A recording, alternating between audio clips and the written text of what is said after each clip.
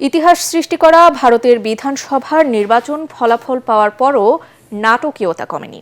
একদিকে পশ্চিমবঙ্গে মুখ্যমন্ত্রী মমতা ব্যানার্জি ক্ষমতা না ছাড়াই তৈরি হয়েছে সাংবিধানিক সংকট, অন্যদিকে তামিলনাড়ুতে সিনেমার পর্দা থেকে রাজনীতিতে আসা বিজয় থালাপাতি এখন জোটের কঠিন সমীকরণ মেলাতে ব্যস্ত।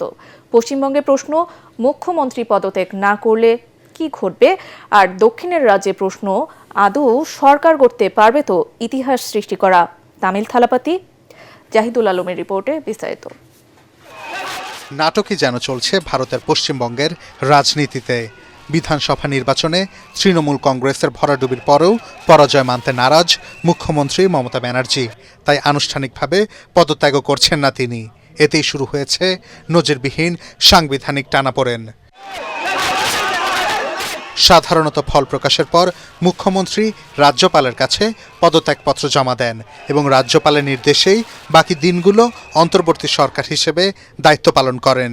কিন্তু মমতা পদত্যাগ না করায় এবার সেই রীতি পালন হচ্ছে না রাজ্যটিতে। ফলে বৃহস্পতিবার রাত 12টায় বর্তমান সরকারের মেয়াদ শেষ হওয়ার পর প্রশাসনে শূন্যতা সৃষ্টি হবে, কারণ নতুন সরকারের শপথ 9 মে। দেশটির সংবিধানের 172 অনুচ্ছেদ অনুযায়ী মাঝের এই সময়টিতে পশ্চিমবঙ্গে জারি হতে পারে রাষ্ট্রপতির শাসন। অন্যদিকে দক্ষিণের রাজ্য তামিলনাড়ুর রাজনীতিতে ব্লকবাস্টার এন্ট্রি দিয়েও প্রয়োজনীয় আসন হাউসফুল করতে পারেননি থালাপাতি বিজয়ের টিভিকে।